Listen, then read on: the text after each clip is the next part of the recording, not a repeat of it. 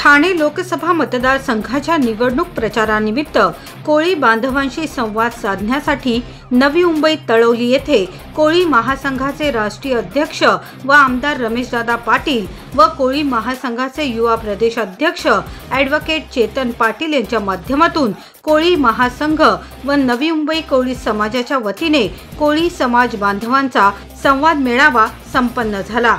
या संवाद मेळाव्याप्रसंगी ठाणे लोकसभा मतदारसंघाचे महायुतीचे उमेदवार नरेश म्हस्के उपस्थित होते। या बैठकीत आमदार रमेशदादा पाटील यांनी उपस्थित कोळी बांधवांशी संवाद साधला व देशाचे पंतप्रधान नरेंद्र मोदी यांना तिसऱ्यांदा पंतप्रधान बनवण्यासाठी ठाणे लोकसभा मतदारसंघाचे महायुतीचे उमेदवार नरेश म्हस्के यांना साथ देऊन प्रचंड मताधिक्याने निवडून देण्याचे आवाहन समाज बांधवांना केले।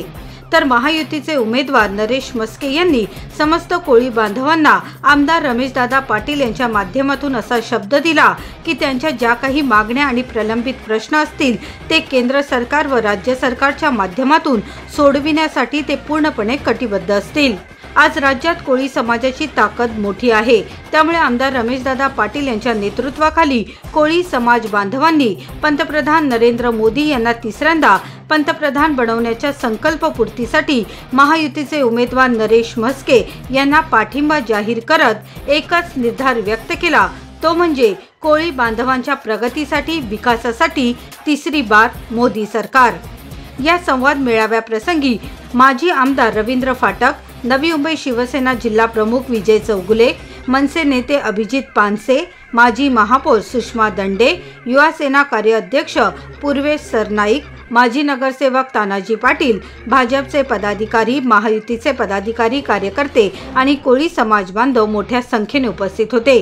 सदर संवाद बैठकीनंतर महायुतीचे उमेदवार नरेश म्हस्के आणि आमदार रमेशदादा पाटील यांनी प्रसार माध्यमांशी संवाद साधला। आपण पाहताय सर्व समाज घटक, स्थानिक भूमिपुत्र, कोळी बांधव, आगरी बांधव, सर्व समाज घटक महायुतीला पाठिंबा देत आहेत।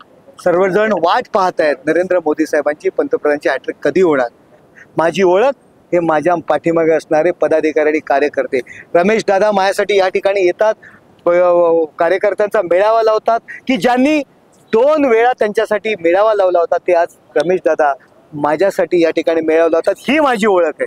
आम्ही नेहमीच धनुष्यबाणाला मतदान केलेलं आहे, यावेळेस सुद्धा आम्ही धनुष्यबाणालाच मतदान करणार आहोत आणि तिसऱ्यांदा मतदान करतो आणि नरेश म्हस्केजींना मतदान करणार आहोत आणि आमच्या कोळी समाजाचा निश्चित त्यांना पाठिंबा असेल। 30-35 हजार लोक आहेत इथे आमच्या नवीन मुंबईमध्ये आणि सगळ्यांनी हा पाठिंबा जाहीर केलेला आहे। Bureau report, Navi Mumbai network.